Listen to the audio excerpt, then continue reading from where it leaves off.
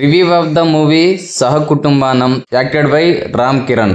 రివ్యూలోకి వెళ్లే ముందు movie updates మరియు రివ్యూస్ కోసం ప్లీజ్ మన ఛానల్ ని సబ్స్క్రైబ్ చేసుకోండి. ఈ మూవీ యొక్క స్టోరీ సింపుల్ గా చెప్పాలంటే, కళ్యాణ్ సాఫ్ట్వేర్ జాబ్ చేసుకునే ఒక మధ్యతరగతి కుటుంబం వ్యక్తి. అతనికి ఫ్యామిలీ అంటే ప్రేమ, ఆఫీసు, ఇల్లు తప్ప కళ్యాణ్కి ఇంకేమీ తెలియదు. ఇంట్లో వాళ్ళు కూడా ఎంతో అన్యోన్యంగా ఉంటూ కళ్యాణ్ మీద ప్రేమ చూపిస్తారు. కళ్యాణ్ ఆఫీసులో కొత్తగా సిరి అనే అమ్మాయి జాయిన్ అవుతుంది. సిరి అండ్ కళ్యాణ్ పరిచయం కాస్త లవ్గా మారుతుంది.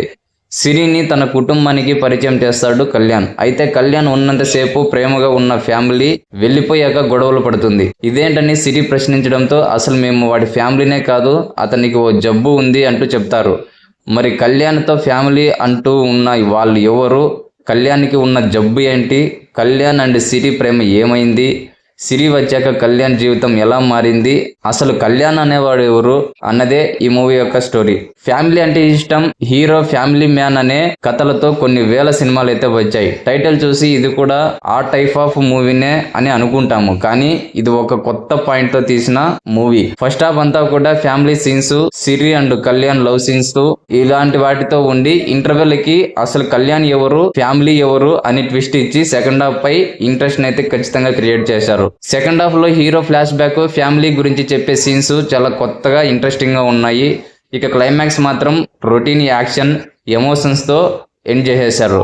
మధ్యలో సత్య బ్రహ్మానందం కామెడీ వర్కౌట్ అయినా రచ్చరవి అక్కర్లేని కామెడీ సీన్స్ ఎడిటింగ్ లో తీసేస్తే బెటర్ అనిపించింది నాకైతే. ఫ్యామిలీ ఎమోషన్స్ సీన్స్ అన్ని కూడా చాలా సినిమాలో చూసినట్టే ఉంటాయి.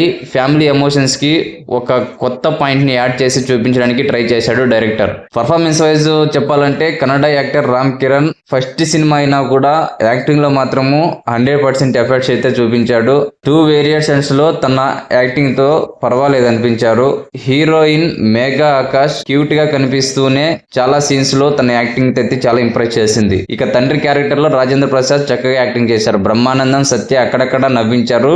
భద్రం, నిత్య, రచ్చరవి, శుభలేఖ సుధాకర్ ఇలాంటి వారందరూ కూడా వారి క్యారెక్టర్స్ వరకు వాళ్ళు బాగానే యాక్టింగ్ చేశారు. సినిమాటోగ్రఫీ విజువల్స్ మాత్రము కలర్ఫుల్ గా ఉన్నాయి. బ్యాక్గ్రౌండ్ మ్యూజిక్, సాంగ్స్ పర్లేదు అనిపించాయి. ఎడిటింగ్ పరంగా మాత్రం కొన్ని అక్కర్లేని కామెడీ సీన్స్ కట్ చేసి ఉంటే ఈ మూవీ యొక్క అవుట్పుట్ ఇంకా బెటర్ గా వచ్చిండేది. రెగ్యులర్ ఫ్యామిలీ స్టోరీలకు భిన్నంగా ఒక కొత్త కోణంలో కొత్త పాయింట్ తో డైరెక్టర్ ఈ మూవీని తీశాడు. సో ఓవరాల్ గా చెప్పాలంటే ఈ మూవీ మరీ అంత వరస్ట్ గా లేకుండా వన్ టైం వాచబుల్ అనే రేంజ్ లో అయితే ఉంది. మరీ అంత బోరింగ్ అయితే ఏమీ లేదు. ఖచ్చితంగా ఒకసారి చూడొచ్చు.